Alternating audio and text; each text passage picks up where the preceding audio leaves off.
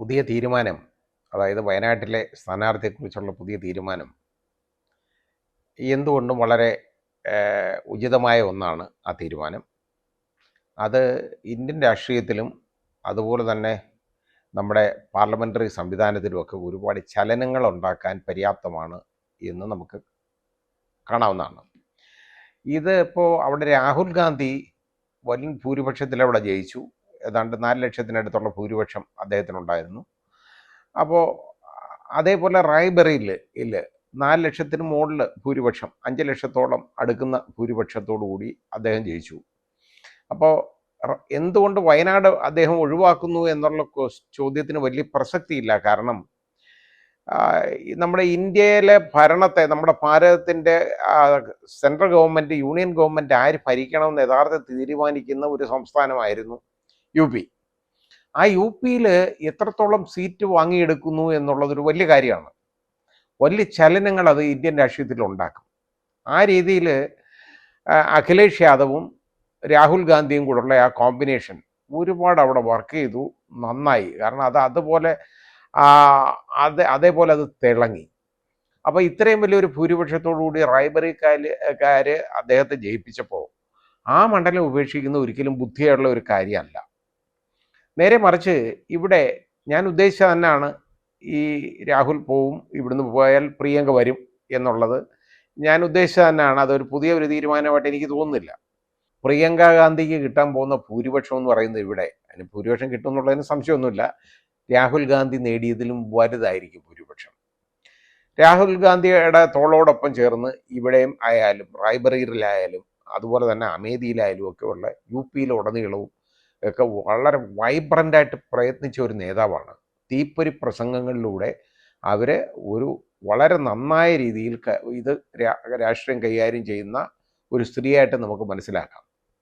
ഒരു പെൺകുട്ടികളെന്നുള്ള ലെവലിൽ കഴിഞ്ഞു പോയി. അതിപ്പോൾ നല്ല ഒരു സ്ത്രീയായിട്ട് തന്നെ ആ രീതിയിൽ വളരെ ബോൾഡായിട്ട് തൻ്റെ ഇടത്തോടുകൂടി ഏതാണ്ട് ശ്രീമതി ഗാന്ധിയെ ഓർമ്മിപ്പിക്കുന്ന രൂപഭാവങ്ങളോടുകൂടി തന്നെ പ്രവർത്തിക്കുന്നു എന്ന് നമുക്ക് കാണാം. ഇന്ദിരാഗാന്ധി എങ്ങനെയൊക്കെ ചെയ്തോ ആ രീതിയിലൊക്കെ പ്രസംഗിച്ചിട്ടുണ്ടോ, ആ രീതിയിലൊക്കെ ഉള്ള പ്രവർത്തനങ്ങളും പ്രസംഗങ്ങളും ഒക്കെയാണ് പ്രിയങ്ക ഗാന്ധിയുടെ എന്ന് നമുക്ക് കേട്ടാൽ മനസ്സിലാവും. ഏതാണ്ട് രൂപവും അതൊക്കെ തന്നെ, വ്യത്യാസമൊന്നുമില്ല, ചെറുപ്പമെന്നുള്ളത് മാത്രമേ ഉള്ളൂ. അത് കഴിഞ്ഞാൽ ഏതാണ്ട് ശ്രീമതി ഇന്ദിരാഗാന്ധിയുടെ ഒരു രൂപഭാവങ്ങളൊക്കെ അവർക്കുണ്ട്.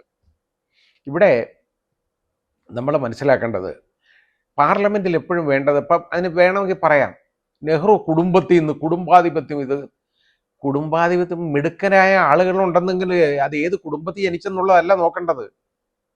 അവർ തൊട്ടിക്കുഴി ജനിച്ചാലും ഉയരത്തിലുള്ളിടത്ത് ജനിച്ചാലും എല്ലാം കണക്ക് തന്നെ. മിടുക്കരാണോ, അവരെയാണ് നമ്മുടെ ഇന്ത്യൻ രാഷ്ട്രീയത്തിന്, ഇന്ത്യൻ പാർലമെൻറ്റിന് ആവശ്യം. മിടുക്കരായിരിക്കണം, വാ തുറന്ന് സംസാരിക്കാൻ കഴിവ് വേണം, നന്നായിട്ട് ഹിന്ദി ഇംഗ്ലീഷും കൈകാര്യം ചെയ്യാൻ കഴിവുള്ളതാണ് പ്രിയങ്ക. രാഹുൽ ഗാന്ധി അതുപോലെ തന്നെ. ഇപ്പോൾ രാഹുൽ ഗാന്ധി എത്രത്തോളം പാകപ്പെട്ടോ അതിലും കൂടുതൽ പാകത പ്രകടിപ്പിക്കുന്ന ആളാണ് പ്രിയങ്ക ഗാന്ധി. അപ്പോൾ എൻ്റെ അഭിപ്രായത്തിൽ ഇത് രാഹുലിന് വലിയൊരു തുണയായിരിക്കും പാർലമെൻറ്റിൽ. അത് മാത്രമല്ല, ഇന്ത്യ മുന്നണിയുടെ ഏറ്റവും വലിയൊരു ശബ്ദമായിട്ട് അവർ മാറുമെന്നുള്ളതിന് ഒരു സംശയവും വേണ്ട. അതുകൊണ്ട് അവരെ എഴുത്തി കാട്ടാൻ നെഹ്റു കുടുംബത്തിൽ നല്ല ഒരാൾ ജനിച്ചു പോയാൽ അയാൾക്ക് മത്സരിക്കണ്ടേ, അയാൾക്ക് ജയിക്കണ്ടേ? എന്താ കുഴപ്പം? നല്ല ഒരാളാണെങ്കിൽ, മിടുക്കരാണെന്നുണ്ടെങ്കിൽ അവർ പാർലമെന്റിലേക്ക് തിരഞ്ഞെടുക്കപ്പെടണം. അതിന് കുടുംബാധിപത്യം എന്നൊക്കെ പറഞ്ഞു കഴിഞ്ഞാൽ BJP-യിൽ ആരുമില്ലേ? അവരും മക്കളെയൊക്കെ മത്സരിപ്പിക്കുന്ന പലരും ഉണ്ടല്ലോ. അതൊന്നും കുടുംബാധിപത്യം ആകത്തില്ലേ? അപ്പോൾ ഈ പറയുന്ന വൃത്തികേടുകളെന്ന് പറയുന്നത് എന്താണെന്നറിയാം, അവരെ ഈഴ്ത്തി കാണിക്കാൻ വേണ്ടിയാണത്. നെഹ്റു കുടുംബത്തിന് എന്ന് പറഞ്ഞാൽ അതിൻ്റെ പാരമ്പര്യമുണ്ട്, അത് ശരിയാണ്. അവർക്ക് വിവരമുണ്ട്, അതാ കുഴപ്പം. വിവരമുള്ളവരെ വേണ്ടല്ലോ ഇവിടെ. വിവരം ഉണ്ടായിപ്പോയതാണ് പ്രശ്നം. അപ്പോൾ രാഹുൽ ഗാന്ധിക്ക് വിവരമുണ്ട്, പ്രിയങ്ക ഗാന്ധിക്ക് വിവരമുണ്ട്. അതൊന്നും പാടില്ല. അതാണ് വേണ്ടത്. കാരണം ഇവിടെ വേണ്ടത് വല്ലതും പറയുന്നത് കേട്ട് ചുമ്മാതെ തലയിലൊന്നുമില്ലാതെ അവരെ കൂടെ നടക്കുന്ന ആളുകളെ തന്നെ അവർക്കൊക്കെ വേണ്ടത്. ഇവരങ്ങനല്ല, നല്ലതാണ്, എന്തുകൊണ്ടും നല്ലതാണ്. ഇവിടെ ഈ പ്രിയങ്കയ്ക്കെതിരെ ആരും മത്സരിക്കും എന്നുള്ളതിനെക്കുറിച്ച് വളരെ ഒരു ചോദ്യചിഹ്നമായിട്ട് കിടക്കാണ്. ആരാണ് ഇനി അത് ബലിയാടാകാൻ പോകുന്നതെന്ന് നമുക്കറിയത്തില്ല. കാരണം എന്തായാലും വൻ ഭൂരിപക്ഷത്തിൽ അവർ ജയിച്ച് കയറുമെന്നുള്ളതിന് ഒരു സംശയം വേണ്ട കാരണം അവിടുത്തെ ആളുകൾ മുഴുവൻ അവരോടൊപ്പമാണ്. രാഹുലിനോടൊപ്പം ഉള്ളതിനേക്കാൾ കൂടുതൽ എനിക്ക് തോന്നിയിട്ടുള്ളത് പ്രിയങ്കയോടൊപ്പമാണെന്നാണ് ഞാൻ മനസ്സിലാക്കിയേക്കുന്നത്. അപ്പോൾ കണ്ടേക്കുന്നതും നമ്മുടെ കാഴ്ചയിൽ നിന്ന് അതാണ് നമുക്ക് മനസ്സിലാവുന്നത്, പ്രവർത്തനങ്ങളിൽ നിന്നും അതാണ് മനസ്സിലാവുന്നത്. അപ്പോൾ അവിടെ വലിയ സപ്പോർട്ടാണ് പ്രിയങ്കയ്ക്ക് കിട്ടാൻ പോകുന്നത്. കിട്ടും മാത്രമല്ല, ഇത് ഈ കേരളത്തിലെ കോൺഗ്രസ്സിന് തന്നെ വലിയൊരു ഉണർവാണ്, UDF തന്നെ മൊത്തത്തിൽ വലിയ ഒരു ഉണർവ്. കാരണം രാഹുൽ ഗാന്ധി ഇവിടുന്ന് പോവുകയാണെന്ന് പറയുമ്പോൾ അതിനകത്തൊരു മനപ്രയാസം വന്നേനെ ഇല്ലെങ്കിൽ. പക്ഷേ അതിനേക്കാൾ വലിയൊരു കാൻഡിഡേറ്റിന് തന്നിട്ടാണ് ഇവിടെ പോകുന്നത്. അതൊരു വളരെ വലിയ കാര്യം തന്നെയാണ്. അവർക്കെതിരെ ഇനി ആരെ മത്സരിക്കുന്നതെന്നുള്ളത് എനിക്കറിയില്ല. CPIയുടെ ഒരു സീറ്റാണ്, അവരാരെങ്കിലും മത്സരിപ്പിക്കും.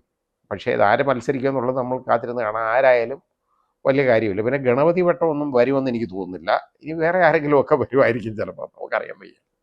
ഏതായാലും നമുക്ക് കാത്തിരുന്ന് കാണാമെന്ന് പറഞ്ഞത്, ഈ ഹെയ്റ്റ് സ്പീച്ചും ഈ കഴിഞ്ഞ ഇലക്ഷൻ്റെ റിസൾട്ടും ഒക്കെ ഉണ്ടല്ലോ, ഇത് എന്നെ വളരെ കൂടുതൽ ബാധിക്കും. അതായത് ബാധിക്കുമെന്ന് പറഞ്ഞു കഴിഞ്ഞാൽ, പ്രിയങ്കയുടെ ഭൂരിപക്ഷം എന്ന് പറയുന്നത് നമുക്കിപ്പോൾ കണക്കാക്കാൻ പറ്റാത്ത ഭൂരിപക്ഷമായിരിക്കും എന്നാണ് ഞാൻ മുൻകൂട്ടി കാണുന്നത്.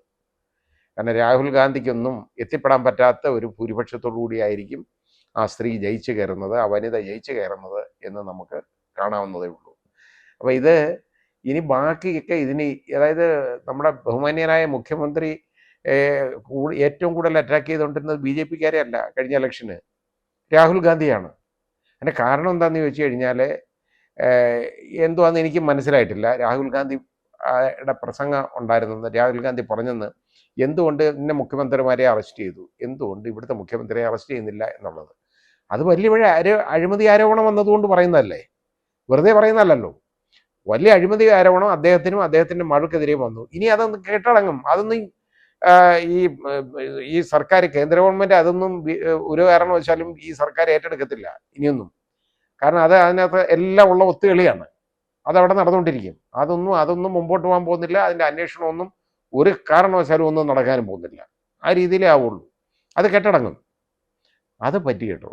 അതായത് അതിനെ പറയപ്പെടുന്നത് എന്താണെന്നറിയോ, തൃശ്ശൂർ കൊടുത്തു മകളെ രക്ഷിച്ചു എന്നൊരു പറച്ചിലുണ്ട്. ആളുകൾ പറയുന്നതാണ്, ഞാൻ പറയുന്നതല്ല കേട്ടോ.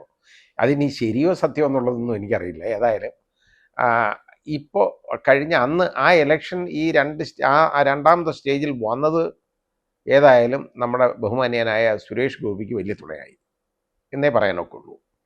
അതുപോലെ തന്നെ രാജീവ് ചന്ദ്രശേഖരനും ഒക്കെ ഒരു തുണയെന്നേ പറയാൻ ഒക്കുള്ളൂ. കാരണം അത്രത്തോളം അവിടെ ഭൂരിപക്ഷം ഒരുപാട് കുറഞ്ഞല്ലോ, തരൂരിൻ്റെ ഭൂരിപക്ഷം എന്ന് പറയുന്നത്. അതിൻ്റെയൊക്കെ കാരണം ഇതാണ്. ഇത് കഴിഞ്ഞിരുന്നെങ്കിലുണ്ടല്ലോ, ഇത് പിടിച്ചാൽ കിട്ടാതെ അവർ പോയനെ. അങ്ങനെ ആയിപ്പോയി. അതെല്ലാം ഇതിൽ പ്രതിഫലിക്കും ആ റിസൾട്ട് വരാൻ നേരത്ത്. രാഹുൽ ഗാന്ധിക്ക് പഴയ പേരുണ്ടെന്നും ഒക്കെ ഓർമ്മിപ്പിച്ച നമ്മുടെ മുഖ്യമന്ത്രി ഇനി പ്രിയങ്ക ഗാന്ധിക്ക് എന്ത് പേരിടും എന്നുള്ളതിനെ കുറിച്ച് നമുക്ക് കാത്തിരുന്ന് കാണാം, നമുക്ക് നോക്കാം.